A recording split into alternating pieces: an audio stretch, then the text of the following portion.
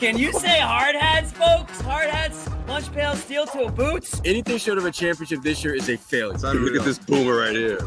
You've just got so much talent here. Somebody said we need to apologize for Jalen. Can I close it, John? What are we apologizing for? What did we say? What did we do?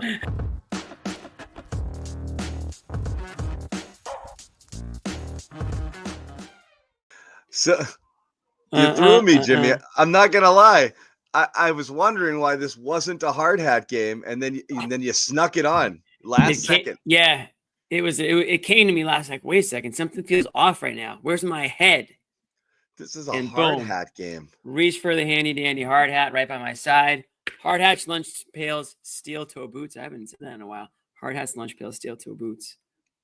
This was a hard hat game. Knocked down the previously undefeated Cleveland Cavaliers, as you can see right there in the lower third, 15-1 now. Your Cavaliers, smell you later. Celtics, I don't care if the Cavs were 15-0 or 50-0. The way the Celtics came out in this game shooting the ball, no team in the history of the NBA was going to beat them. Now, they came back down to earth in the second half, but the way that they were shooting it in that first half was banana land. That three-point shot, I think they were like 65% from three or something ridiculous like that.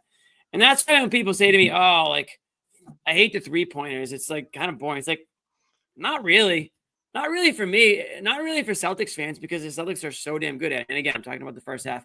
They came back down to earth in the second half, and that's when things got close. Got a little maybe stagnant. I think the Cavs picked it up on defense, and listen, the Cavs are too good to have gotten blown out. That's the one thing I'll say. One of my takeaways in this one is, are the Cavs good enough to be 15-0? Probably not. But are they a legitimate team? Are they a legitimate threat to the Celtics? I would say yes. I would say they showed that tonight, that they can be a tough out, absolutely, and they need to be taken seriously. Yeah, agree. I agree with everything you said. And on the 3-point stuff, I got to tell you, what do you say? Everyone's lost their collective minds on this analysis of the 3-point stuff. We did this argument, this conversation was had and then resolved. Like the 3-point stuff. Tatum and Barkley are still at halftime. They're only up because of the threes. And how many did they make in the second half? If they go cold, they just can't win. They won a title. They can't rebound. I think you said they won a title. They won the title doing exactly this. What are we doing here in the analysis? Jimmy, you got to work. Finals all over again. You got to work really hard to make me put my Homer hat on, okay? And I'm listening to this stuff, and I just cannot believe we're still doing this. It's not just making them; it's the math of taking them, and they have a formula down. They kept the Cavs. The Cavs only took 27 threes. And yes, granted, they did some work in the paint, and that was a problem, and it's been a problem for the Celtics. But again, 53% on threes, taking 41 of them. It's not like they went ice cold in the second half. They still made shots. Yeah. That's who they are. This is who they are. It's who they've been. It's just it's ridiculous. But let's get away from that. Let's hear from Joe real quick before we get in on stuff. We got cross-matched a little bit in transition, which got them some easy baskets. But I mean, just the nature of the game. I mean, I just saw two good teams playing against each other and just throwing punches and counter punches. Obviously they, like I said, they got a couple help ups. They got a couple. We lost Merrill and 6 points. So little stuff. They seem to be targeting Nimi a bit there. Is that just something that you wanted to leave him in and kind of maybe get some film, or did you see something that you liked there, or was there any thought of maybe going to a different matchup there? What do you mean different matchup? In the third quarter, maybe going with a smaller lineup or something like that. Thank you. No, I mean, it's a little bit of both. I mean, I thought some of the shots that they hit were tough. Some of the stuff that we gave up, he's got to work on. So, but if we're going to believe in our guys and get them to a level where we needed to get to, those are the things that you have to go through. So you just got to continue to get better and better. But some of the stuff where, one of the Mitchell pull-up twos was tough. Some of the stuff we got to get better at. But if you're going to believe in your guys, you got to do it at critical moments as well. Joe, how do you think you guys responded to their force in the third quarter I mean, you never gave up the lead. Obviously, they were going to push at you. What did you think, you guys, about the response to that? Yeah, I mean, we just kept a level of poise about us. We were able to tighten up some of the stuff in the fourth quarter that we gave up in the third quarter, and we just showed a level of physicality that we can get to on both ends of the floor. I thought the guys did a great job. I thought we were physical the entire game, which I care more about throughout the regular season is our physicality, our toughness. The details are the second most important thing, and we slipped a little bit of that in the third, but in the fourth, we picked up both of those things. But I thought we were extremely physical defensively, and I thought we were very poised and intentional on the offensive end, and I thought we made good reads. And it seemed like Al showed it. I mean, he's valuable to you guys, but Yeah. he really showed his value tonight. No question. In his minutes. No question. What did you see out there? One, he's just an innate competitor. I don't think people realize that sometimes because of how quiet of a guy he is, but he's an innate competitor, and he has an ability to inspire people around us. And he did that, maybe it was game 5 here last year against them. And so there's moments Tatum. of the season that, he's a great leader, but sometimes his actions are so loud and his competitiveness is so loud. And I think tonight was one of those nights. Tatum saying the game he's gets great. intense when it gets physical, as it did late tonight. How important is it for you guys to have Tatum and Brown just play through all? Everyone's that got questions physicality after a and win, get huh? to their spots? And how does it change you when they're very intent on doing that? Yeah, it was great. I thought both of them Tell us handled how the pressure and the awesome it was, physicality well. And, we lulled the offense. We play a little bit slower, Coach, but it how was nice more was it important to to, get to the proper spacing. It was more important to get our drive and kick reads. And they did a great balance of handling the pressure, driving to attack, driving to get to the free throw line, driving to find guys. So the more I hope teams continue to be physical because it just gets us reps. And I thought they handled it really well. You mentioned the intentionality you guys played with. It felt like you guys were a lot more deliberate just from the jump over and over again, whether it was attacking mismatches or cutting off their passing lanes to disrupt them. How much of that was just you wanting to make that steady progress throughout the season versus seeing this as a big game, NBA Cup, 15-0 team, like stuff like that? I would say probably a little bit of both. If you ask the players, I'm sure they would say it's a little bit of both. To me, I care more about can we do it again, 72 hours, whenever the hell we play, and can we do it again a month from now and a month later, understanding that we're not going to be at our best all the time. But the most important thing over the course is can we just chip away and do that. So it was great that we did it tonight for the guys. They showed the level that we can get to. We just got to do it over and over again. Any questions? So, Jimmy, what I'll say on one of those things, the intentionality question, that might have been Jack Simone there with a podcaster here on the CLNS Media Network and a fine writer. But the question was, the purpose. That's kind of what stood out for me the most. I thought so easy to, like, Joe Mazzulla almost broke his neck trying to downplay the game, the in-season tournament, everything, the White House visit. It doesn't matter. Like, ask Joe about anything. It doesn't matter. I don't know. I don't care. Who are you? Nobody tells me anything. That's a medical question. Just trying so hard to Belichick every single answer in the most inelegant way, but just trampling people on the way who are trying to build up hype around what was a game worth hyping, because it's not about in-season tournament. It's not about the Cavs 15-0 record. It's kind of about like a measuring stick and like, playing like kind of flipping a switch, so to speak. Like the Celtics have played like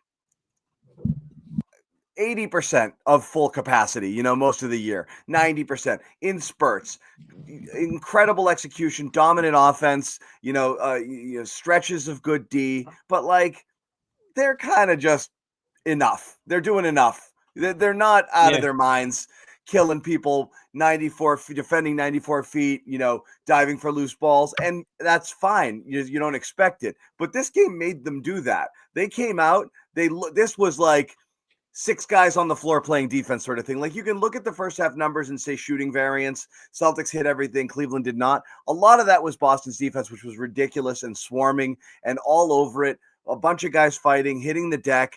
Like that, they took it up a notch. They absolutely did it.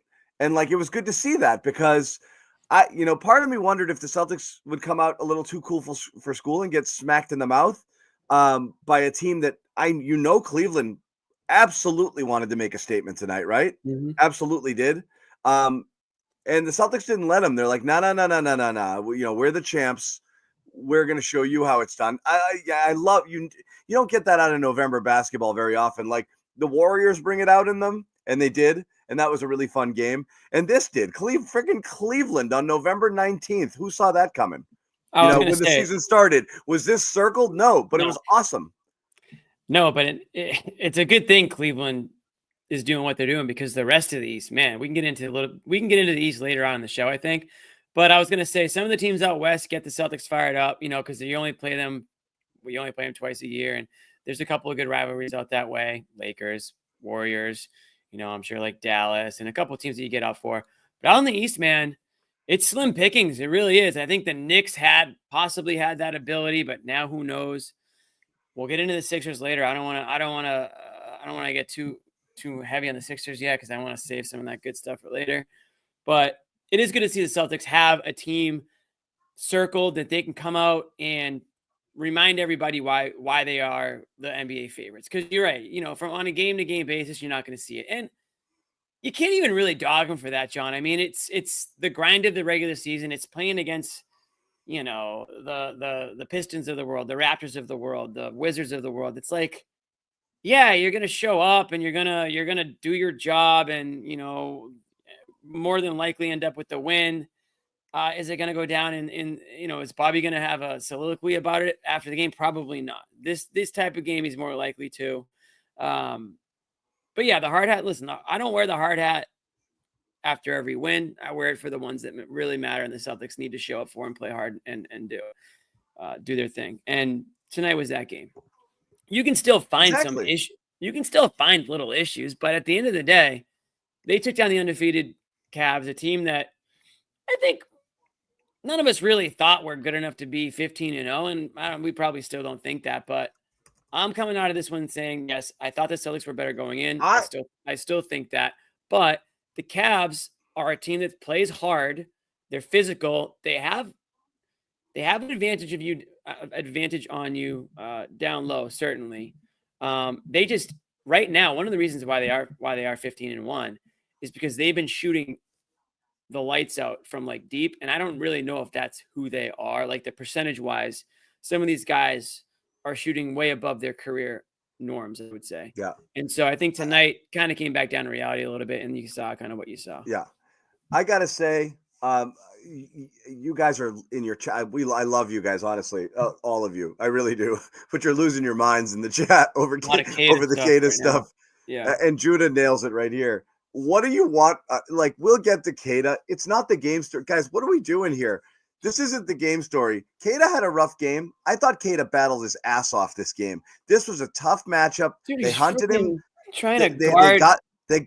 They got him away from the basket. They hunted him. Those were tough lineups in general because he's out there with Hauser and Pritchard, and it wasn't, it was a difficult matchup. And they put him out in space, and they went to work. And he was relatively competitive on a lot of it.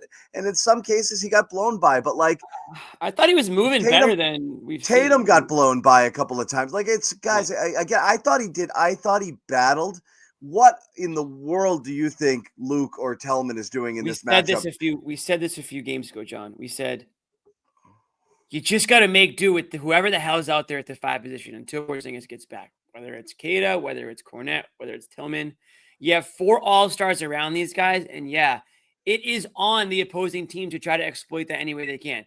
And yes, they got Kada on switches with Mitchell, and what do you think's going to happen, right? I mean, that's the chess game that is the NBA, and the opposing teams are going to try to exploit that any way you can.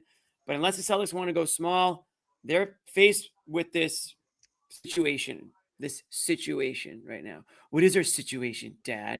No, this is the situation that they're faced with, and they're going to be okay with it. Like that's just the way it has to be right now. And whether it's Kada, Tillman, Cornette, insert player X, the Celtics can figure it out around those guys. And they have been, and they will continue to do so. No one's going to go on the show tonight and crown Kada and say what a force he was.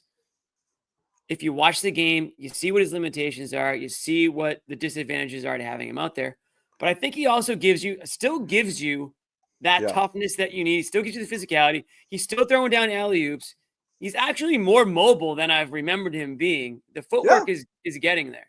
So I'm not going to sit here and bash the guy for 45 minutes on a game where, like you just said, he's nowhere near the storyline of this game. Like, I wouldn't even mention him really tonight if the chat wasn't going nuts.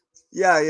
Everyone's going nuts, and I don't, and John Zannis. We laugh at the Luke stuff, and we wouldn't even be talking about the Luke stuff as much as Bobby didn't always bring them up. Yeah, this is in response to the thing here is right. Just so everyone understands, the only reason we ever talk about Luke is because Bobby takes a guy who we're more than happy to give credit for playing as well as his skills allow him to play. And Bobby turns him into a guy who needs minutes. Like, if Porzingis plays tonight, are we talking about Kata? No. So like, you're putting him in because you got to play somebody. And at this point in this game, I think Kata is clearly the better option. But he didn't have a good game. I do agree with some people here that like, you got to play against these guys to be able to do that. And he's still like early in his development, figuring stuff out. This is two really good big men. This was difficult game, and Niang's good, man. Local guy too. You got to give him his credit. Yeah. He hung in there. I thought he did okay. Bringing in Sherrod Blakely, who stayed at the Garden Here he is. for a fun game overall. Sherrod, your primary takeaways from this one, which was like kind of a treat for a November 19th game. Yeah. Can you guys hear me okay? Yep. Yes. Okay. No, this is not your typical November game. The fact that it actually matters, not in terms of winning a championship or anything like that, but it's just two really good teams. I heard you guys talking about Kata. I'm kind of surprised that Kata is a topic of discussion based on what we saw. I mean, this was maybe one of the better games we've seen from Al Horford shooting in a while. I thought that would have been the conversation about the center position. But John, your point earlier about Kata, he wasn't very good. It's that simple. He kind of sucked out there. Made some boneheaded plays. He looked like a guy that was early in his career trying to figure out how to play in a major he looked a little game. Lost, and he battled. He didn't have a good game at all. Not at all. But to me, there's so many more things that were relevant in this game. Talk about Al Horford. Jayson Tatum, I think, has reemerged in that MVP conversation because one of the guys that he has to, I think, leapfrog in terms of that conversation is Donovan Mitchell. And even though Donovan finished with, I think, 2 points more than Tatum, Tatum was the better player in this game. Mm-hmm. I don't think there's really any argument Mitchell or couldn't question shoot. about that. What's that? Mitchell couldn't shoot tonight, like from three. Well, he can score, though. That's the thing about it. He's never really been. Shoot from three. Yeah, one of the reasons why they've been so good this year is because, to your point, Jimmy, he has been shooting the hell out of the ball. But at the end of the day, if he's not making shots, he's still going to find ways to score. He's that type of player. Yes. But the Celtics, look, they had that second quarter where they just could not miss from three-point range. And it felt as though in that quarter they were getting a lot of the same shots they were getting early on. It's just that they were in that flow. A couple of those shots went down, and next thing you know, the floodgates are open. Everybody's knocking down those shots, and they're shooting them in a quick, rhythmic fashion. Whereas the first quarter, I thought they were just trying to probe the Cavaliers and figure out when can they get those shots. And in the second quarter, they just let it fly. But I'm telling you right now, though, Cleveland is real. This is a good team. So that's what I was going to ask. There's some people here in the chat like, I'm not that impressed. This team is absolutely real. And like you got, I mean, look, if the Celtics lost today's game and Brown went 1 of 30, or whatever Garland went, it would be like, okay, if Brown even shoots 30%, you win this going away. Like, you have a guy who's, I don't think people pay enough attention to like what a lot of people do, but a lot of people are not paying attention to what's going on this season. Garland is shooting 55-45 this year. He's been an all-star. He's been an all-star up to this point, easily. 55-45-95 this year. That's how well he's shooting. Him having a game like this is insane and completely unlikely. You could say that, but I mean, I think he's also shooting. Are you giving the Celtics defense? Absolutely. Celtics guards? They get some of that credit. They get some of that credit. But there were a lot of shots that he was just missing simply because he was just missing. He just missed. Yeah. It's like that sometimes. It is. Yeah. But Cleveland is real. This is a really good team. It's a really because and again I think no Dean Wade either. Celtics killer. Or Okoro. They didn't have I think Mobley's the key. I really do. I think they are like his stroke doesn't look bad. They are him being able to knock down some threes away from like having a ridiculously difficult offense to deal with. Mitchell started out cold as hell and everyone's crapping on him. What do you think is going to happen? He's going to do what he does and just start hitting shots in people's eye. High degree of difficulty. So they have a killer there. Garland's been playing lights out. He's been incredible. And again, you like those guys in the middle. They killed you in the paint. They got easy looks. They didn't get a volume of threes, and that's why the game ended up being the way that it was. They couldn't keep up with the math, but like they got easy buckets. When the Celtics kind of started relaxing in the third quarter, Cleveland was just getting what it wanted to get. And that was a problem, and they made a game of it. It was 22-5 run or whatever that was in the third quarter when the Celtics, they can do that. This is a good team offensively and defensively. They're not going anywhere. Like I would not write them off or think the 15-0 was like 15-0 is hard to do, but they didn't luck into it. They were crushing people, so they're absolutely, they deserve the way they've been playing. They deserve their record 100%. Yeah, I mean, they're just watching the teams in the Eastern Conference this year. It's not even close between Boston and Cleveland. I mean, it's Boston, Cleveland, and then there's this big ass gap between whoever is next. And it's Cleveland. They're built in a way to compete with the Celtics, unlike any other team. They have size, they have athleticism, they have a killer, they have a hell of a coach in Kenny Atkinson, whose guys always play hard, no matter where he's at. This is the Celtics' stiffest competition. A lot of backcuts. No doubt about it. Yeah. Yeah, I'd say that's definitely the case right now. I mean, there's still maybe a chance for some teams to emerge out of the ashes, but Orlando's the only team I can see that might enter the conversation. Maybe Orlando. Because Pincharo was hurt and he missed a few games, so that set them back. But other than that, Philly's done.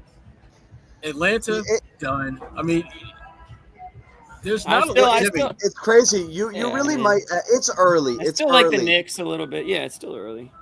It's early. A lot can change, so I don't think we should necessarily overreact. But like these changing of the guards happen, and when they do, that's just kind of it.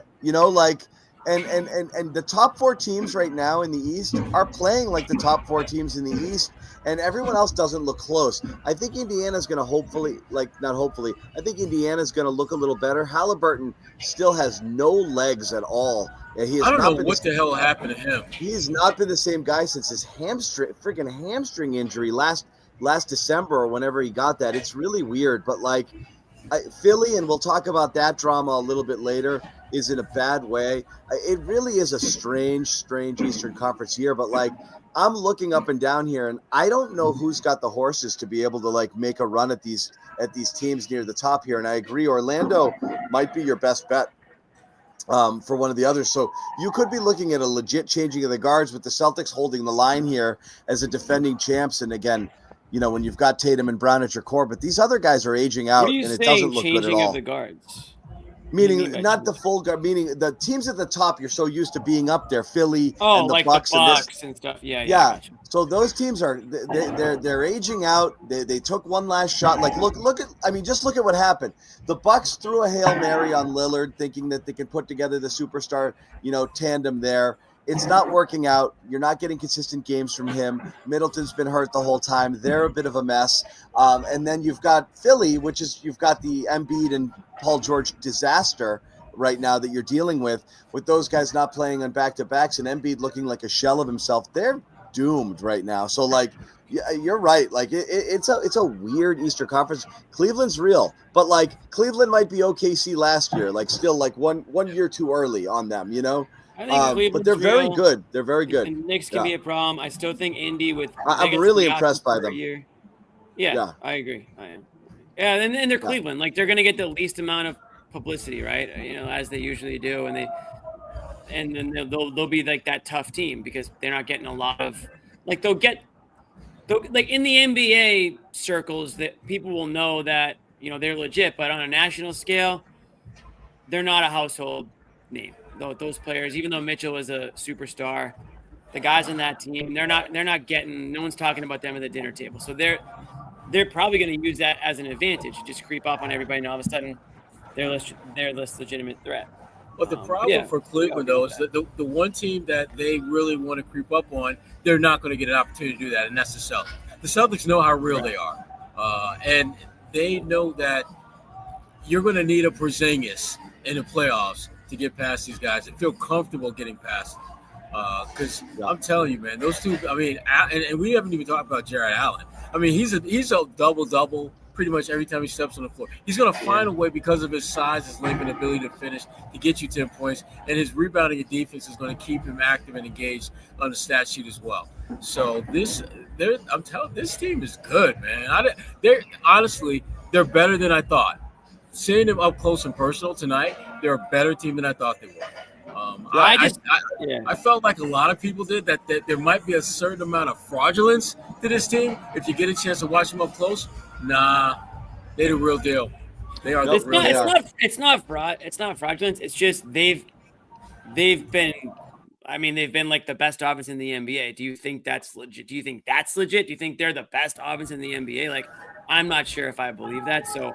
They're consistently having guys score. I mean, last game they had 4 guys scoring 20. Like, they've got that right now. Yeah, I mean, they've averaged. They have 6 guys coming to this game that average double digits. I mean, that's Mitchell 25, Garland 21, shooting lights and efficiently too, and doing it in like normal minutes. These guys average like 30 minutes a game because they're beating teams so badly. Like, these numbers aren't crazy inflated because these guys aren't playing a ton. And you're right. You're without a Coro and Dean Wade tonight, who, again, they're not world beaters, but these guys are playing 20 minutes a night right now for this team. And LeVert, right?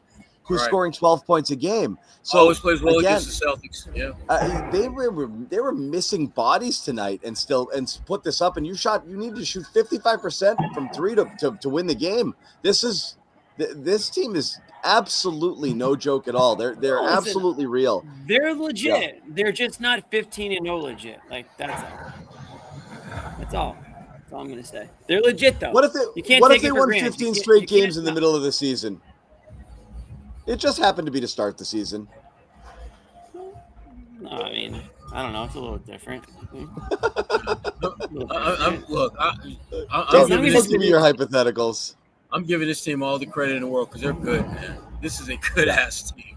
They're good. Hey, we'll talk more about them, more about a clear MVP performance from Tatum tonight. Some of the other guys, Al Horford, a monstrous game for him. Look, we spent a little time on Keita, who struggled against these bigs, and you kind of needed him to show today, but you needed it a lot less because Al Horford competed his ass off. He played big, and he hit shots, and he did everything defensively. He was a monster. Al Horford was a presence tonight. Almost like, in a way, you haven't seen a total complete game like this from Al in a while. We'll talk about Al as well. We'll hear from some of the guys from the locker room and more post-game sound as it comes. We do want to tell you as we roll on here about some of our sponsors here on the Garden Report. And Prize Picks, pick more, pick less. Nice. It's easy, baby. Number one DFS app and the official DFS partner of the CLNS Media Network. All you got to do, pick more or less on any stats that are put out there on some of your favorite players. You can cross sports, doesn't really matter, and you can win up to 100 times your money. Also, great offer right now. Today was Taco Tuesday, but you get great offers all the time. Free squares, different things, promos. But as we said, if you're a new user and you haven't signed up, you sign up today. Download that app. Use the promo code CLNS. New users get $50 instantly in their account when they play $5. I'm live right now. Like we said, Taco Tuesday, Flex Friday. Yeah, baby. I've got a 6 pick right now. Are you? Yeah. Look at these guys. Are you one of those guys? Freaking out watching a game in a bar? I don't know who are those guys, but they were on our B-roll. They were on our B-roll. Anyway, check it out. The offer's up there on the screen. Play 5, get 50 instantly. Code CLNS. Once again, play 5, get 50 instantly as a new user. Code CLNS. I love Jimmy showing his phone up like a 100-year-old man. We're also going to talk about Game Time. Number one. Great app out there to score last-minute tickets to whatever you want, your favorite games. This would have been a fun one to go to. Your favorite games, your favorite concerts, doesn't really matter. great now with basketball season in full swing. Celtics are the hottest ticket in town, but the Patriots are a ton of fun to watch too with Drake May, baby. The Matriots. Mayday. They're Mayday. Matriots. Check I it like out. that. Download the Game Time app and create an account. Use code CLNS for $20 off your first purchase. Terms do apply.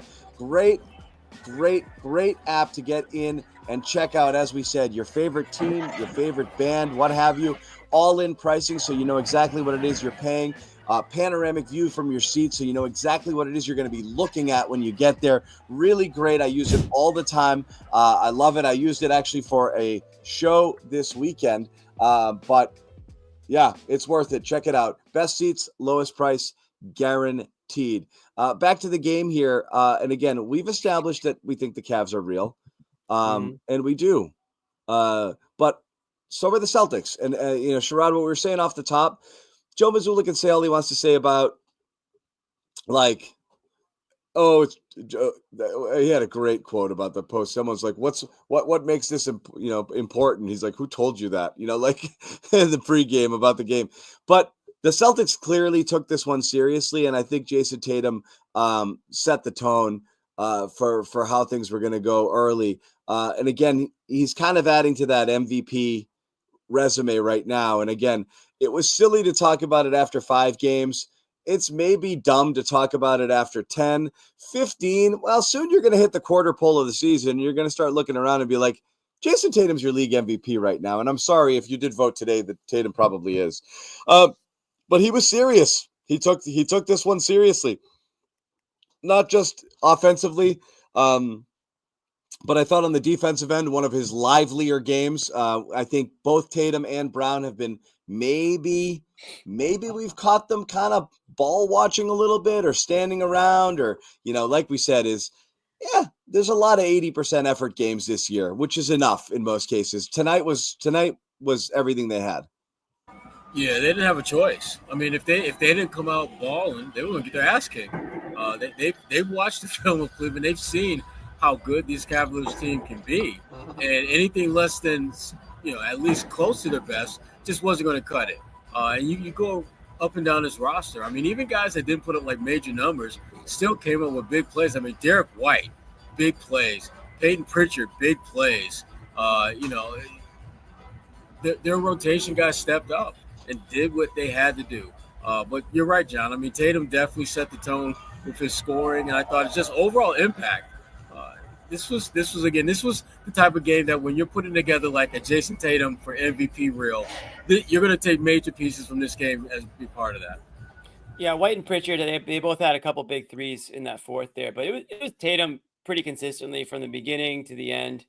And then I thought Brown showed up a little bit in that fourth quarter. He was aggressive, some nice moves to the paint there to the basket, and yeah, those two guys led the way tonight. And yeah, sure, they definitely had some help from the supporting cast, which is, again, I mean, that's the recipe for success on this team. It's not anything earth-shattering that we saw tonight that was different. I mean, White's been that guy for them all year. He seems to always show up with the big shot or making the nice play. And his pretty deep three-pointer, I think, if I recall, that he hit in that fourth quarter there. I think that may have been the point where I said, I think the Celtics have this one, even though Cleveland still, I think they cut it to 3. It just felt like that was like the dagger kind of. One of the things, I mean, you saw it some with Cleveland hunting Cato when he was out there, and that's always going to happen. You get into the bench, there's going to be mismatches.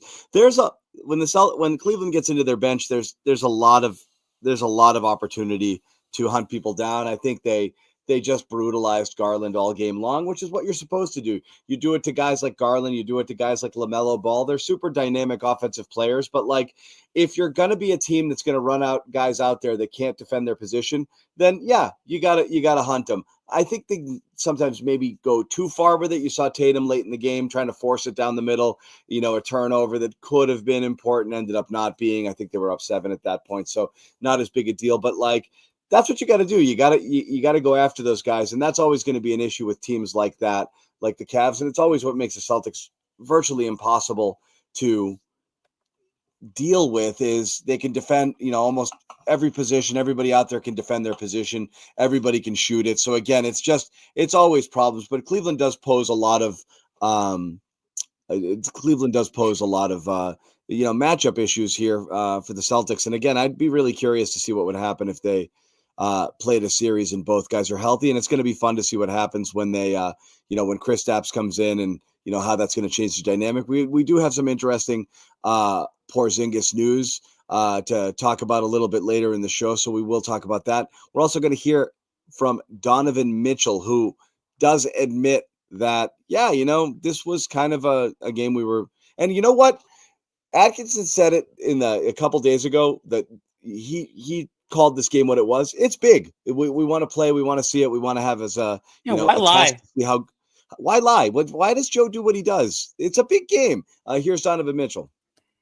I had no doubt we were going to come back. You know what I mean? Like, credit to Boston. They did what they do. They made a lot of tough shots, made a lot of threes. But for us, just continuing to fight. I think for us, just continuing to be that team and be persevered. And Ty Jerome and George Niang and Evan, who else was in that lineup? Craig, stepped up big time for us and allowed us to stay in the game. But we're going to be that team. We're going to continue to fight. This is a great test for us. And unfortunately, we didn't get the win. What did you learn about your group overall today? We're just like the group I thought we were, with this just continuing to fight no matter what, up, down, you know what I mean? I think that's, like I told you this morning, just a test. That's just a big test, you know what I mean? Whether win, lose, or draw, it's just a test. And, obviously you want to learn and through wins, you know what I mean? But we lost tonight, but there's a lot we can take away from good in the second half and a lot we can learn from in the first half to get better at. You gotta love that dude, man. I mean, that's just the perfect perspective on a game like this. I give it its credit as being a big deal, but it's not the end of the world if you win or lose this game. And the thing that, John, that you touched on earlier, and I think is something that to watch going forward with both of these teams, is they each are built – they have a certain advantage over the other team, and the winner is the one who does a better job of taking advantage of that. Cleveland has the size dynamic working for them, and Celtics have that wing presence. And you look at the Celtics wings, they were the better unit out there. And I think when these two teams meet, that's what's going to decide this game. Celtics wings versus the Cleveland bigs, which of those units is going to do better? Which of them is going to have a bigger impact? And tonight, there's no question that the Celtics wings won that battle. But to your point, brought up earlier, Cleveland didn't have a few of the guys that they would normally have in that wing group. So this is, like I said, this Cleveland team is good, man. They are really, really good. And I'm looking forward to these two teams meeting in the conference. Yeah. And people are here kind of, a few people have made a big deal. Like, why are you guys talking about Cleveland so much? Guys, this is a boring year. I don't want to tell you not to tune in until the finals, but what are we talking about here?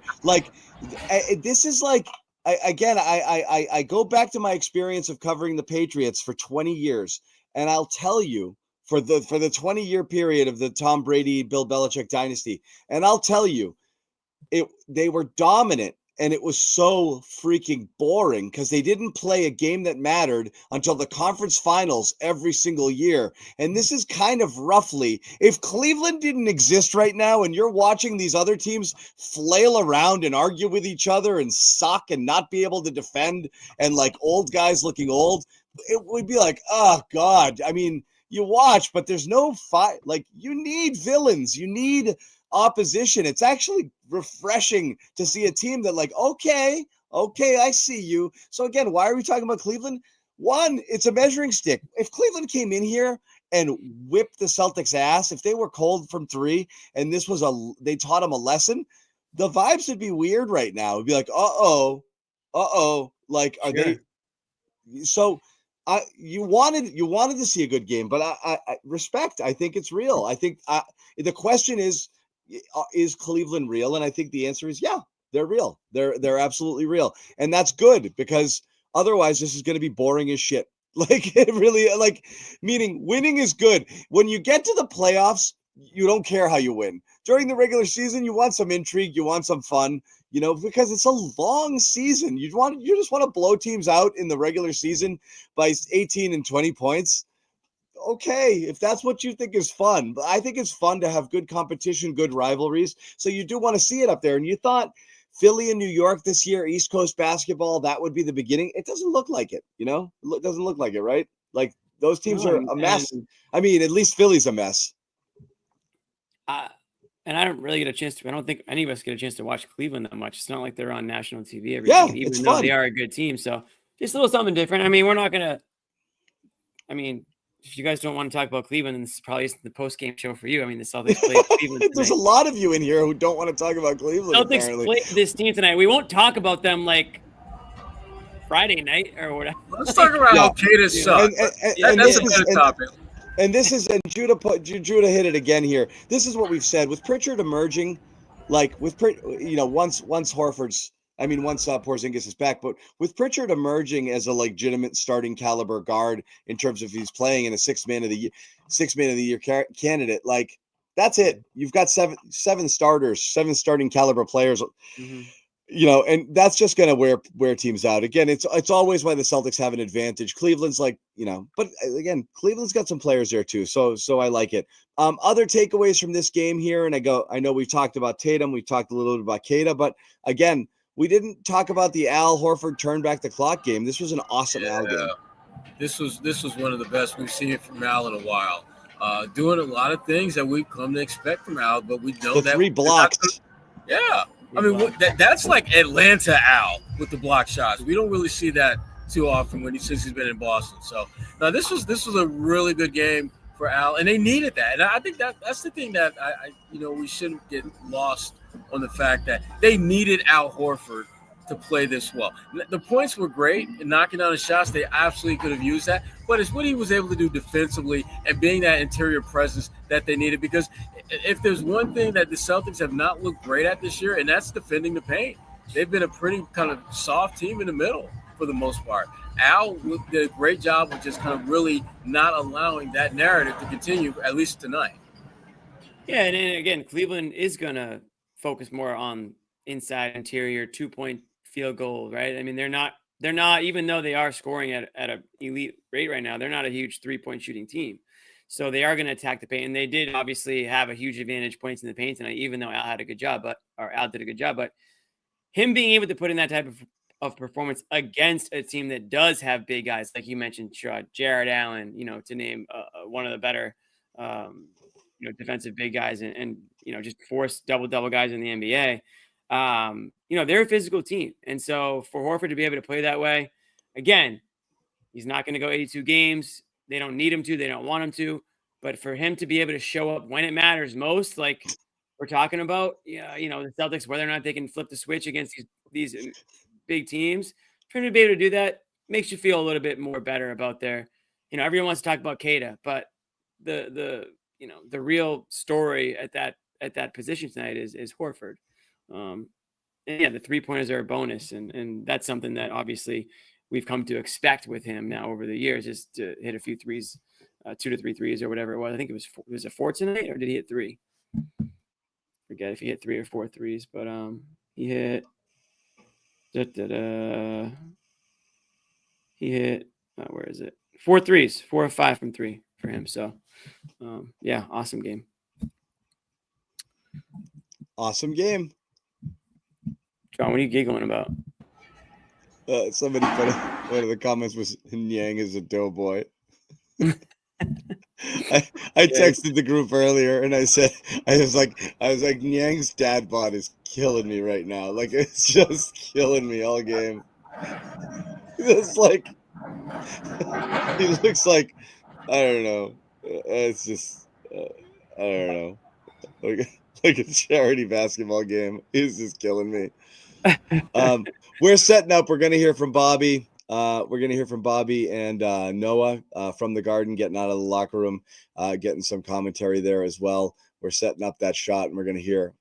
I can't believe no one else has gone to the podium. What are these guys doing to us? I know, that's crazy.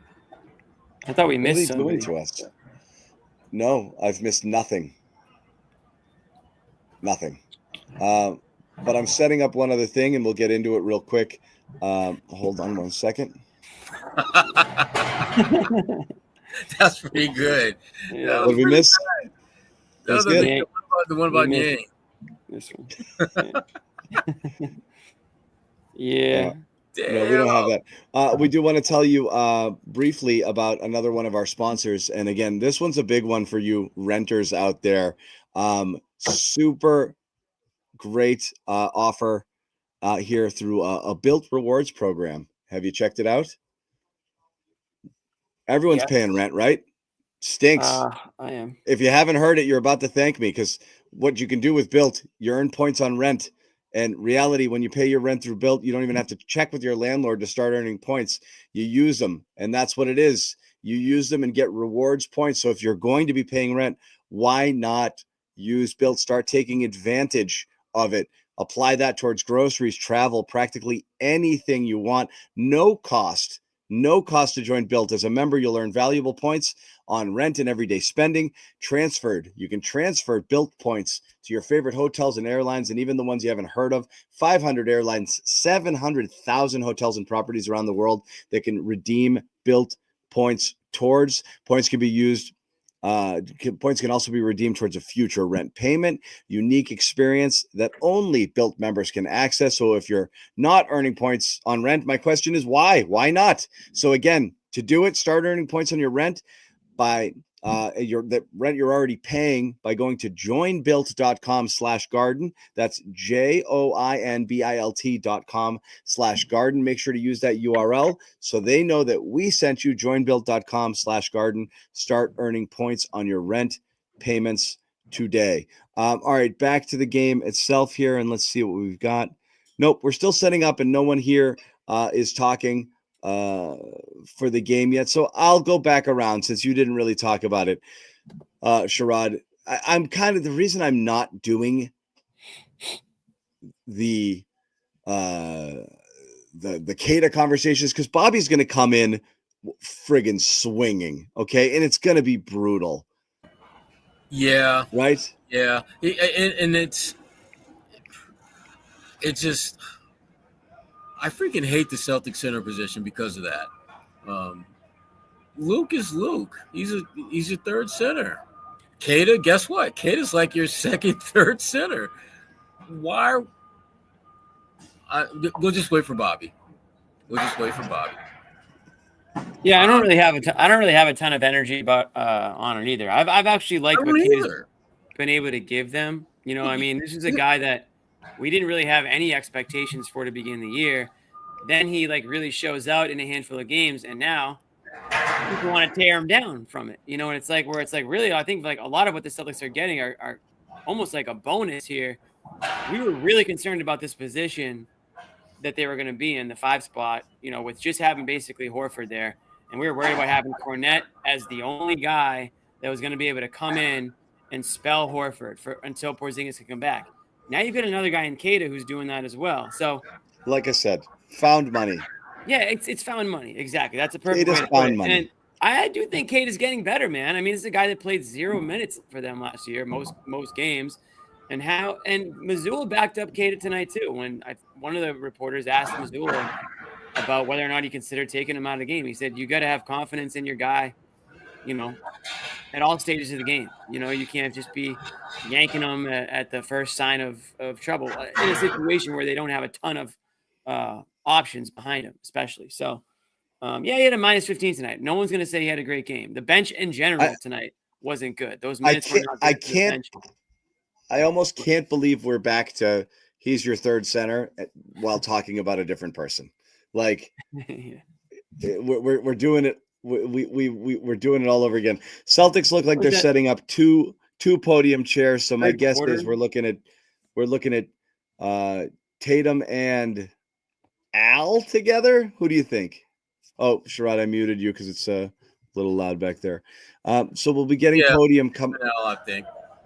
We'll be getting some guys coming out at the podium. Bobby's got a scoop. Okay. I'm not going to say anything else, but he's got a little scoop and he's working on it. Why is he not here? He's got a scoop. Why can't he break it on here? Huh? He should break the scoop. He should scoop everybody on the show live. Yeah. That's what I would do if I had a scoop. If you had a scoop? Yeah. But I don't. Believe it or not, I don't. Tatum and White. That's what you guys guess? It always is, right? Because they like each other. Tatum and Jay's White. on the podium. No, those guys don't share the stage. Was it really a White game? though? There's not a big enough stage for both of them. There's not a big enough stage for those two.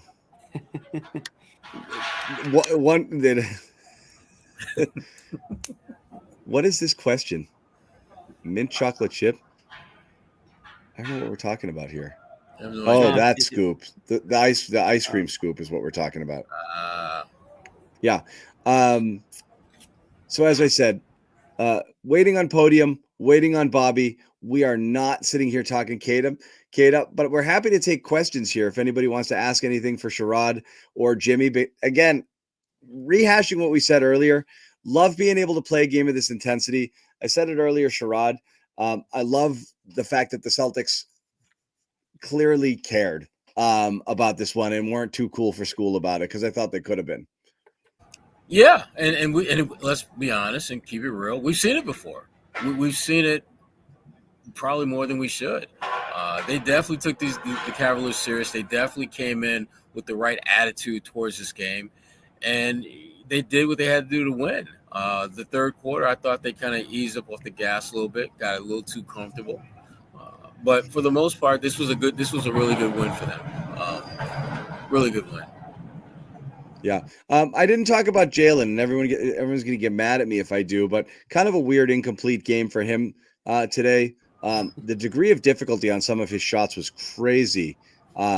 Crazy. We'll get into that a little bit, but it is best buddies, Jayson Tatum and Derek White at the podium. So let's hear from these guys. This question's for both of you. Jayson, we'll start with you. Joe was praising Al's leadership and his ability to inspire. You've called him your favorite teammate. Tonight he had 20 points and 3 blocks, which are both season highs. Did you see the look on Derek White's face? Tonight Like my favorite teammate. Oh, good. Tonight he had 20 points and 3 blocks, which are both season highs. How does his leadership resonate with you guys? I think Al's just a calming presence out there. He just does so many different things for us. Sometimes they still show up in the stat sheet, and sometimes they don't. But just him being on the court with us helps with our spacing, helps with our defense. He's such a good passer, willing passer. So we're just a much better team when Al is out there and being aggressive. For either of you guys, Joe mentioned the intentionality you guys played with tonight. It felt like from the jump you guys were just attacking mismatches, cutting off passing Jack, lanes, you like, mentioned a lot more intentionality, but that's okay. And a lot more often. Was that something you were focusing on going into the game because you wanted to make steady progress throughout the season, or was it more of like you saw this as a big matchup because of the NBA Cup and they were undefeated going into it? I think every game we're just trying to be deliberate on what we're trying to do offensively and just creating an advantage and making the right read off of that. So, things change during the game and we make adjustments, and I think we did a good job of just kind of adjusting on the fly to what we want to do and what was working for us. Was there any, did you guys talk about the fact that they were undefeated? Was there any extra motivation between you guys as a team, wanting to be that first loss for them? Yeah, we knew. I think everybody knew that they were undefeated, and coming to our building, and also it's an NBA Cup game. We already lost one game, so it was a really big game in that aspect. So, we were all aware. Sure it was. Jayson, there's that play off the Horford block. You get the ball and you zip it right back to Derek. Derek, you pull up for the 3. And there's plays like that where you just are in sync. This group's been together for so long. What role does trust play with your success with the ball? I think, like you said, we've been in so many moments together, so many big games that we don't do anything spectacular. We just do the simple things. We do the right reads all the time. In the regular season game or the final, we know where each other is supposed to be. We work on reads all the time in practice. And regardless of how the game is going or the shots are falling, just all about making the right read, and the game will reward that. First question for Derek: is that your drink that you use to stay hydrated during the games? Oof. No, not at all. You got kids. Water, Gatorade. Gator's a great beverage. Yeah. And then for JT, the Cleveland, they learned a lot of lessons from their series against you last year. They've changed how they operate this year. What did you see that was similar? Or did you see that was different about how they tried to go against you? I think, for one, they very well coached. Right, they got new coaching staff and things like that. I think they're just playing a lot faster and more free this year. The ball's not necessarily sticking, so they just put a lot of pressure on you. Then they have guys that individually can make plays, and they're a bigger team, and they just been playing really well. And so you add all that with confidence, and they've had the best start to the season so far. Jason and Derek, what do you think it's going to be like Thursday when you go to the White House and you celebrate the World Championship? I just answered the question. I think it's gonna be fun. That's something that growing up, you see teams that won championship go to the White House and just kind of celebrate that moment together, and just gonna be one of those teams that won a championship and then go to the White House and to celebrate with a great team and great people. It's gonna be a lot of fun. Yeah, same. These guys are electric for real. Tripping. Painful. The energy is so palatable. This is the best. I didn't know that was a thing. It's good to know. When else you going to the White House? What do you think it would be like? Huh? What do you think it would be like just to celebrate the championship? I think it'll be cool. We've done that all year, y'all. One of the perks of being a champion is going to the White House, and like you said, you've seen all the former teams, or most of the former teams attend. So we'll have that moment and take pictures and videos, and something that will last a lifetime. Have ice cream and have a Sunday. Similar question, like, what are you looking forward to most about that experience? Like, it's kind of a unique thing, They there don't want to answer it, guys. They're read done the with rules. this. Tell us, read the rules. It's like one of those moments on 2K when you win. Why is that so hard? Why is that so hard? I think it's gonna be just fun just being with the team. Obviously we're always doing that all close and year. we're always together, and so just another thing that we can all do together and just kind of enjoy that moment as a team. Yeah, but what about it? I can't turn this off. I can't. They cut a 21-point lead to 2. About 7 minutes. Here we go, What did you Gary. guys do to Oh, man. Boy, Gary, get back in there. Get us back. Obviously, they Bring want it to test back. your medal there. What did you guys do to get the win? It's simple. We just locked in on defense. We've been in that situation a million times where it's like, it's time to win. It's time to lock in. Guard your yard, help each other on defense, get a stop, go down on offense, and find out who we trying to attack, where we need to put guys at and make the right play. So, like I said, we just do the simple things really well, really often. What about the Pentagon? Have you ever been to the Pentagon? Have you been to the White House Gardens before? Wow, 45, what is it, 50 minutes for that. It's tough, but we're never going to get that back, Jimmy. I couldn't turn that off. Oh my God. Honestly, we probably didn't have much better to say. They should have a setting on the comm app that just sets you to Jayson Tatum press conference. And it just goes on as we tried really hard. That's it. Or Derek White. Equally with nothing to say. The Garden report until April. We're out of things. The Celtics are really good. No one else is. We'll see you guys in April. Goodbye. Thanks for coming out. Good night. Bobby's going to be there. I'm worried about his security clearance. Bobby's going to the White House? Oh, yeah. Oh, wow. What do you think White House attire is for Bobby? Oh God! Please don't wear the bucket hat. Please don't wear the bucket hat. He's gonna be suited. He'll be suited and booted. Please do not wear the bucket hat. The security is real. I mean, We're gonna have a whole new White House Bobby is gonna be a whole new look. We've got a few different looks for him. Yeah, I've been to the White House twice, and the security is real. It is very real. So in most cases. So, yeah. There you go. It has to be. They're worried. They're worried Biden might wander off. Yeah, so they have to. They gotta have a lot of. They gotta have a lot of people there. Yeah, security is so that nobody escapes. You got to keep an eye. You got to keep an eye on Joe. He's slippery. He's slippery. Oh, he's something. Yeah, slippery is one description of him. That's yeah. What do you think? They just let you right in. Rainforest or something like Come on. Yeah, they just let you right in. So Jimmy wanted to talk about this. We'll spin our wheels a teeny bit because we did get into why are we talking so much about Cleveland? Because right now it's hard to see who out there is a test. Let's do it. The number one team everybody thought would be the Knicks, and they're still in the mix here. But then you've got the Sixers, and the story comes out today that they they lose last night, and Twitter's following Sixers reporters on Blue Sky, rather I should say. That's what I did that. Yeah.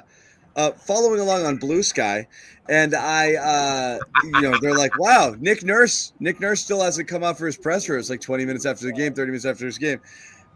It goes an hour. Nick Nurse comes out, and they have a team meeting or a blah, blah, blah meeting, and then the details emerge. The Tyrese Maxey, I guess they're saying politely and respectfully, told Joel Embiid that, you're killing us, man.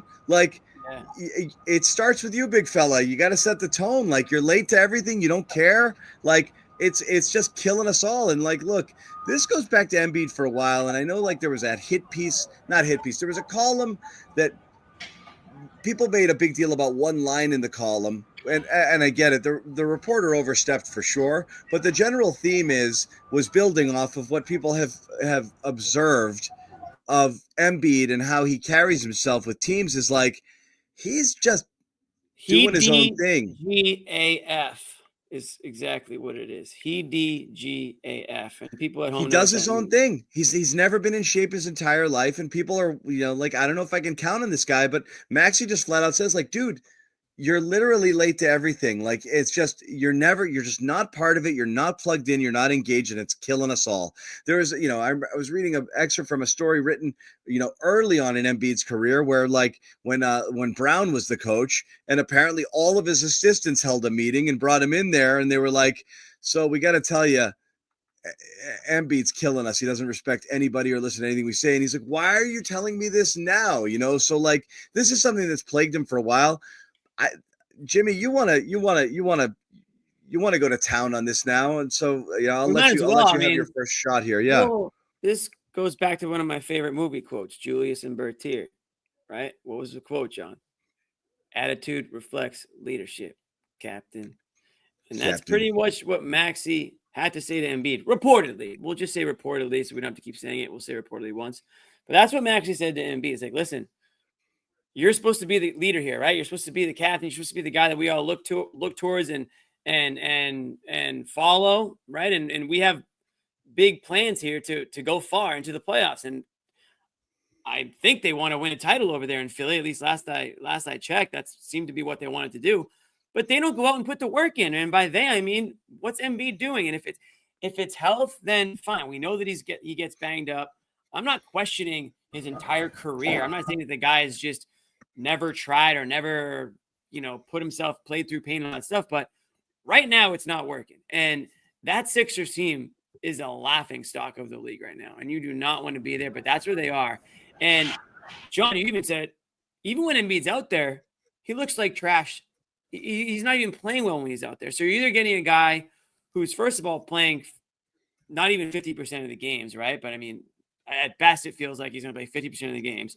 So right off the bat, you're already hindered because how do you game plan 99 out when your most important piece is only playing half the time? And then when he does play, he's not the same guy. He's not the Embiid that was an MVP candidate, last season, right? Or the season before, who has been over the years. He's not even close to that right now. So we're just seeing what's going on the court. Maxey's seeing everything else. And for that to be a report, I believe it to be true, is that he's basically saying, hey, man, like, do you want to be here? Because if you want to be here, act like it. Show up. That's the first thing about being the captain is showing up. Be a man. Show up. When you don't want to, show up. And no matter what it is in life, you got to show up. That's the first thing.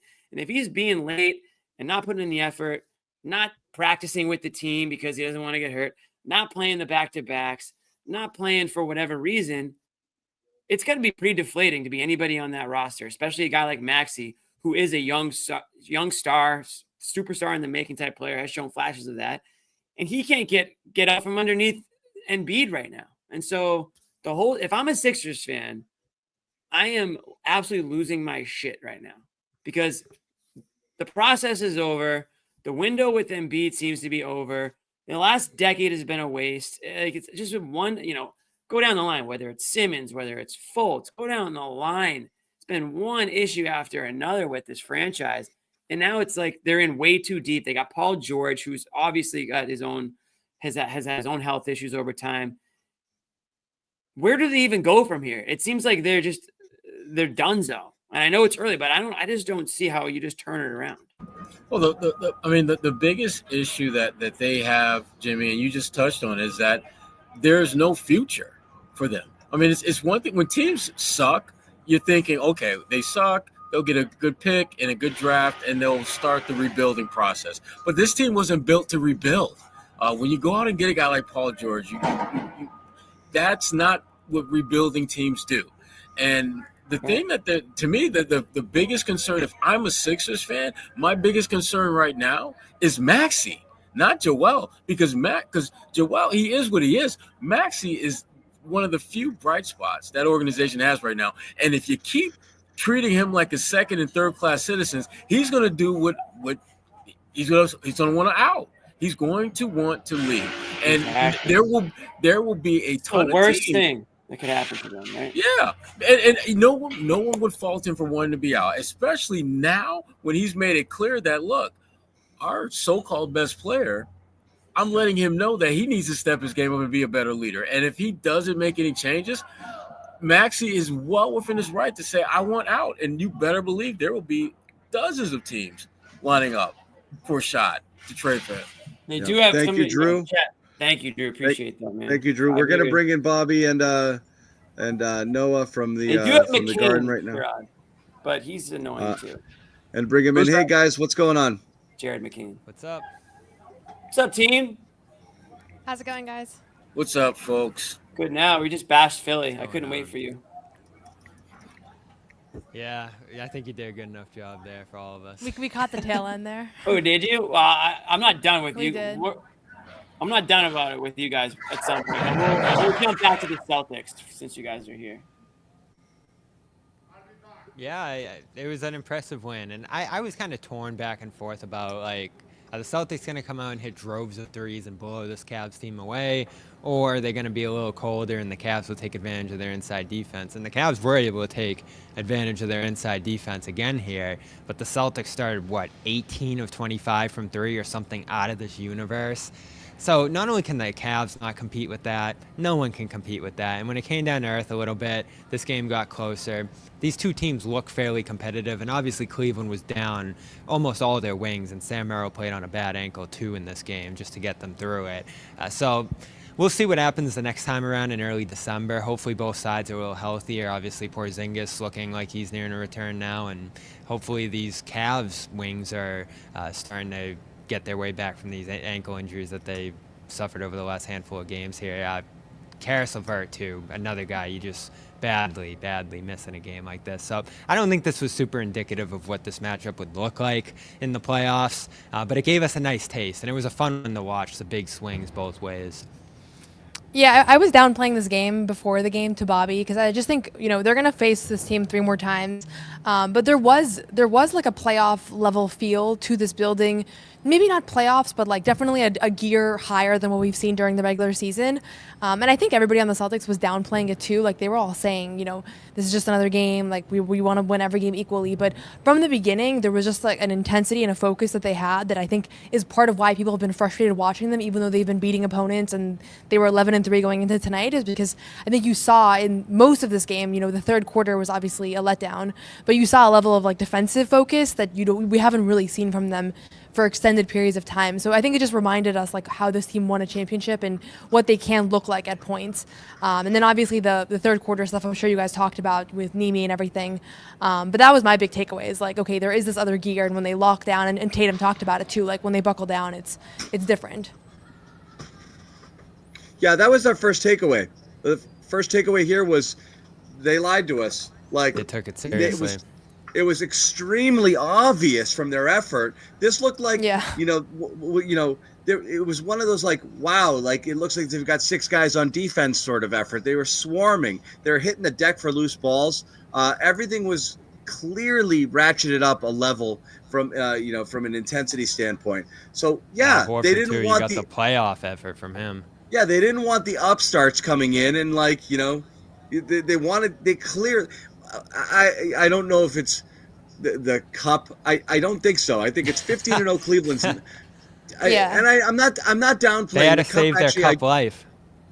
I'm not downplaying that people. I do think take it a little more seriously than I thought they did last year, because the competitive juices get flowing and it's something to actually win. So that gets the better of you. But really, this was all about, nah, man, we're it, not you guys. I'm sorry. I just want to make sure that you know that. I want to make sure that everybody else knows that. And it's obvious that is obvious that was on all of their minds. And it's probably pretty obvious that they talked about it too. And they probably fired themselves up for it because they're like, no, they're not going to come in here and punk us. We're the champs. And that's cool. You want the champions to play with that kind of, chip on their shoulder when someone like Cleveland comes to town.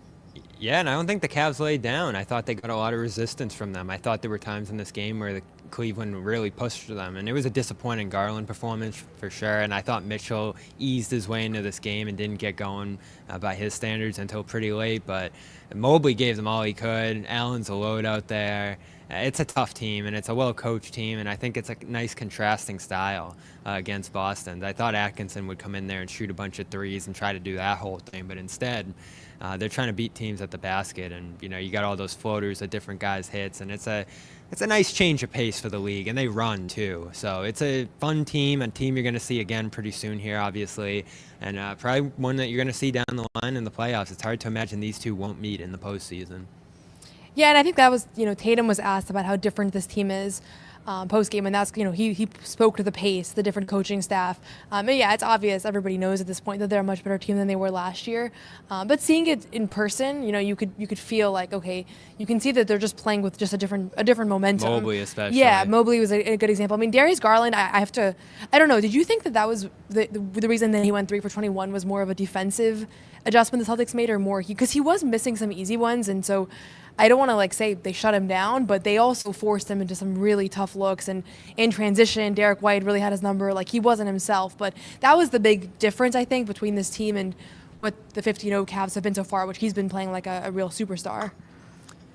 Yeah, he was off in this one. And they were off, too. A lot of missed layups for Cleveland. And, again, so many guys were out from their usual game plan, so it's tough to judge it fully. And even, it was funny, I know you mentioned Joe pregame saying that you couldn't even judge them in the playoffs because of how injured they were there. So I'm excited to see these teams go back at it at some point and fully show who's the better team of these two here, because despite the massive three-point shooting night that the Celtics had here, I don't think they come away from this one saying we're miles and miles better than this Cavs team at full strength here.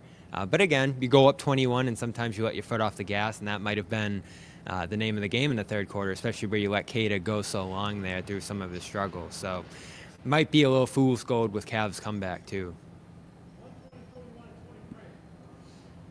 Yeah, I mean, I think that also the third quarter stuff, Joe talked it up about they want Nimi to play through those things. And I mean, how many times have we talked about that? But I do feel like it wasn't just Nimi. There was that rim protection thing that we keep talking about, like it keeps coming up. And so you do have to think about this team in the context of like Porzingis is going to be back soon and that will probably be fixed. But that's the one thing you walk away with this game still thinking about, like the rim protection thing, which early on felt like, okay, it's been 1-2 games, like we don't need to overreact. This wasn't a problem really last year. Like it does feel like if you're going to have one concern leaving this game is that it is with Porzingis out, like this is this team's Achilles heel and teams know that now and there's more and more film on it. They know how to exploit it. And that's how the Cavs really crawled back into it. Speaking of Porzingis, Bobby, what do you got for us? Yeah, so I talked just so everyone knows, like he practiced. John said you got a scoop. He practiced with Maine, and then he was warming up prior to the game. But like, it sounds like things are like really closer than we might have thought they might be. Yeah, we've talked about it. The scrimmages or the appearances we saw from him leading up to the finals were so impressive in terms of just little things he was doing and the way he was moving around, and especially that game 5 that he came back for, John. When we watched that, I was like, ooh, like the visuals you get of him, especially in these pregame shooting sessions that we're seeing from him. I know Noah mentioned his activity in Brooklyn, so you just seen the little signs, and then of course we get that press release leading up to a Monday practice. The Maine Celtics came down, bust down from Maine, and Xavier Tillman volunteered effectively to face off with them one-on-one, and they did a full scrimmage, 4 quarters, 8 minutes each. So pretty full activity from Porzingis there. And I talked to Tillman and some people who watched this, and they were impressed. Like, it stood out. This was like that first big full go for him, this scrimmage, and they came away pretty impressed. And there's still no definitive date when he'll return, but based on this performance here, there's a sense that it could be sooner rather than later. And you think back to that ESPN report before training camp. He said December, probably what it's going to be. That's 6 months. June 27th was the surgery, so 6 months would be December 27th. But he said if things keep going fast here, and Brad Stevens was impressed by where he was at even then, it could be November. So, I mean, we're in late November at this point. So it's running out of time for a November return. That would feel a little rushed at this point. And at this point, we're seeing all these workouts, and obviously him being in a scrimmage, you have to think he's close to being cleared, if not cleared. So at this point, is it just conditioning? They called it the next phase of his recovery, right, John? So in my mind, that's ramp up, conditioning, right? Getting ready to play. So I don't know this, obviously. Again, no one had any sense today. Even Horford, who saw the scrimmage too, was like, we don't know when he's coming back. But feels like any day over the next week or two here, it could just pop up like Porzingis doubtful, and here we go, he's back. So really exciting what they saw from him on Monday. So Bobby, what you learned was the length of what he went through. It wasn't going out and shooting around and doing some drills. They legit scrimmage. They played 8-minute quarters. Scrimmage. He played full scrimmage, full court basketball, up and down the court, actual basketball, brought in Tillman so he'd have an NBA caliber player to check him. But again, at this point, like, just putting the pieces together without like going too much out on a limb, it's very clear that he's healthy enough to play right now if he had to. And it's like, let's get you in game shape. And that's kind of where they're at right now, is they gotta ramp him up a little bit. And it makes sense, because you don't want him to go out there and be gassed and not even be close, to ready to go up and down, because you put yourself in a position where you could hurt yourself in a different way if you're out there and you're not really, game ready. So it makes sense for the ramp up process to be significant and long-ish. There's no rush at this point. Like, get him to the point where he's winded, where he's not getting winded. And the first time he goes to play, you can expect 25 minutes out of him. You're not, you don't want to inch him out there 10, 12 minutes at a time. Like, there's no rush for it. Like, none, zero, not absolutely no reason. So, like, I think what people can rejoice in is he's healthy and, like, he recovered and he's coming back. Because I think there were questions like, it's a new injury, we don't know how it's going to look, what it's going to be like. That was the concern, not like the date on the calendar of when he actually returns. That's completely inconsequential. It's just him being back is all that matters. And again, for the people who watch this, and even Tillman, and I know we got Tillman sound here, he goes into the scrimmage and you're like, all right, what's he going to look like going up and down and, playing basketball effectively for the first time here? And it was like, whoa, like, he looked good, like surprisingly good for being back in that setting for that first time. And obviously, again, he's going against Maine, so that might be part of it there. But for a guy who's been out 5-6 months at this point, it is impressive. And I know we got some sound there, John Tillman, if you want to go. I don't have it. It's not loaded anymore. You got to resend it. And Oh, really? That was also Drew Holiday's takeaway the other day at practice. You know, when he was asked about Porzingis, I think they were just doing some drills, but he said, like, he just makes life so much easier. Like, everything's easier defensively. So it's one of those things where it's like, I don't think they scrimmage necessarily that practice, but the fact that Porzingis is making, you know, the Celtics players' lives easier in practice, I think was a little bit of foreshadowing to the extent of the drills and the things that they were doing. And also just, you know, we talked about this when we were in Brooklyn, but it was so obvious based on his body language that he was like on the precipice of coming back, like just the way that he was acting in the timeouts, the way that he was just super, super engaged to another level. Tonight, he was literally on his feet the entire game, arguing calls, like talking to the guys. So I think it's going to be really soon. And the question is just like, you know, you see the flip side of when they don't do the ramp up period slowly with Embiid and just like how much he struggled and how much it's hurt the team. And I think it's a move out of desperation. The teams do that when they're losing all their games and they're like, we need our guy back. And this team is 12-3, right? So it's almost like, would you give him a month? Like, you could give him as much time as he needs to, because there's really no reason to have him have to deal with any rust on the floor. Like, he can do this for as long as they need to. And meanwhile, I think it's good that Nimi's getting better. Like, obviously fans were frustrated tonight at his performance, especially in the third quarter, but like overall, it's a good thing that he experienced this tonight. It's good for the team. It's good for his growth. So this has been like just a big win-win across all fronts, in my opinion, of just the way that they've approached this. Let's hear from Tillman. Bobby caught up with Xavier Tillman about that Kristaps Porzingis practice. Here's what he had to say. The other day, how did that come together? What was it like just going through that with Kristaps? It was good to get up and down. Me personally, mixing out of the rotation, it was good to really like go and play and just kind of get my flow and my rhythm. How did he look to you? What kind of things was he? We want to know about Kristaps. Did you guys look like a full scrimmage? Yeah, we played a full scrimmage. He looked good. He was moving good, feeling good. Did it kind of look like the Porzingis we're used to seeing out there, or is there kind of like rust you saw it all? I think with anybody, when you haven't played for months on end, you got to find your rhythm. But he looked good though. He looked really good. But I wouldn't come in here thinking that he's going to go and just drop 35 off the rip. You got to get settled, get comfortable again. But he looked great. And was that something you kind of Joe gave you like a lot of credit? Ask him about the White House, Bobby. Volunteered to do, or like talk to him about like how did that whole thing play together? That's what we call a callback. More White House questions. Before I became an NBA player, had an ego. So Can't have enough of those White House questions. So if I have an opportunity to play 5-on-5, I'm gonna do that. So what we learned from the NBA Finals last year is that if you want honest answers about what Kristaps Porzingis looks like, you go to Xavier Tillman, who has literally the memo, yeah. Yeah, who has no filter when it comes to talking about him. Because last year at the Finals, we were like, "How is he?" I asked him, "What do you look like out there?" And he was like, "It's obvious he's struggling, man." And we were like, "You're not supposed to say that." Like, I mean, he's like basically like he's pretty fucked up, Like we're like, "Oh shit." So he did, but here, yeah, I mean, look, he's trying not to like overdo it, but it's clear he looks like he looks like himself-ish is what the general vibe is, which is good. Yeah, and that's huge. They don't need him, right? They can get by without him for as long as they need here, but it'll be refreshing when they do get him back. And you want to start to get into that play style more.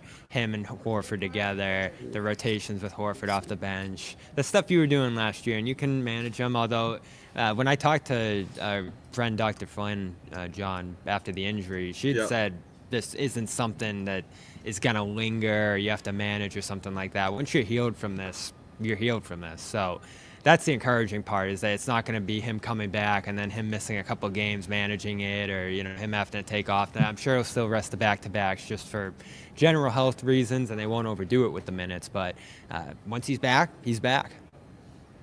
Yeah. So before we end the show, Bobby, we know what you came here to do, so go ahead and do it. I'm not gonna do it. It's just another good challenge for Keita here. And listen, a lot of people in my mentions were freaking out. The people It was like, "Why is demand he it. The out people there? Why-" demand it.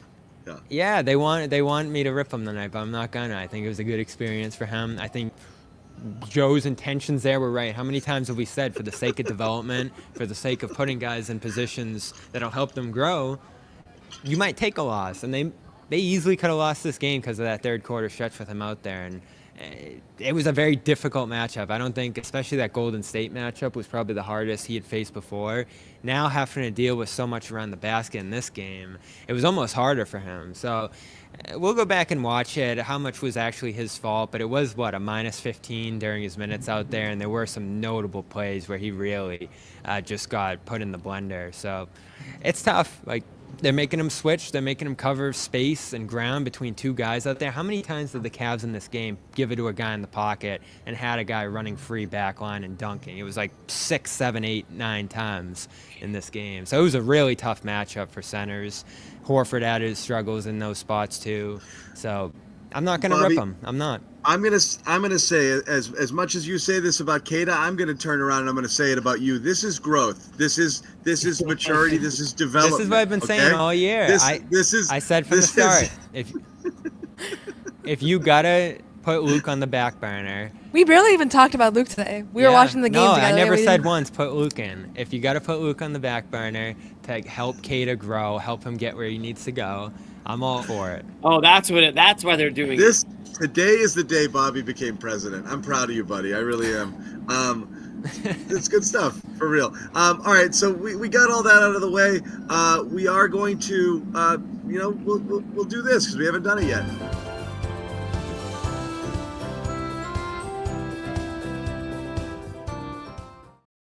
Brownie Award time. Guys, I don't know. Like, is there anybody out there that was, I mean, it's hard. We're all going to give it to Al Horford, right? Everyone's going to give it to Al. No, I have one. I have Peyton Pritchard. For me, that's a good one. Come on, Noah. He was huge. No.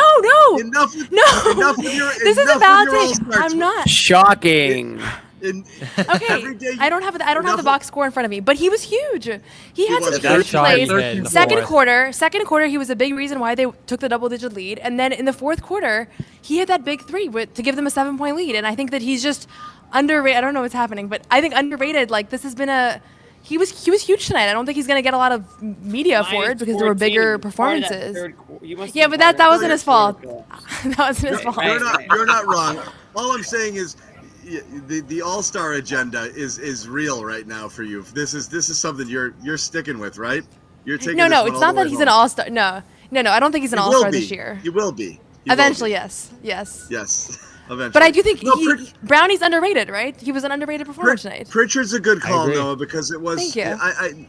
Pritchard's a good call because it was like not somebody anybody talked about in this game. He hit a three. In a 5-point game in the fourth there, right? Yeah. Yeah. Him and White had big threes late in the fourth.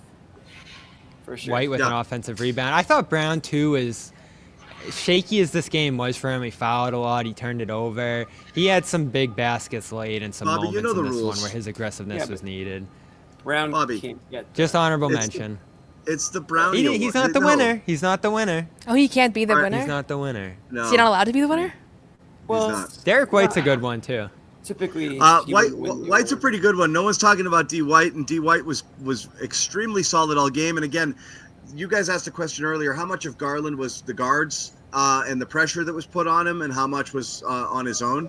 I'm not really sure if I can answer that question. I think he missed some open looks, but I think they definitely made life a little difficult. I think also they just hunted him on defense, which is never fun because that's going to make your offensive game suffer when you're just sitting there getting your ass kicked on the defensive end all game long. But Derek White was just, again, we look at these box scores. 2 years ago, we would have been talking about a line score like this for 3 weeks. Like, is Derek White turning into a really good player? Like, this is just ho-hum another day at the office for him. 19 points, 7 of 12, 4 of 7, 6 rebounds, 5 assists. It's a ridiculously complete stat line for a guy who just continues to play ridiculously complete games. And that one block was a spectacular block as well.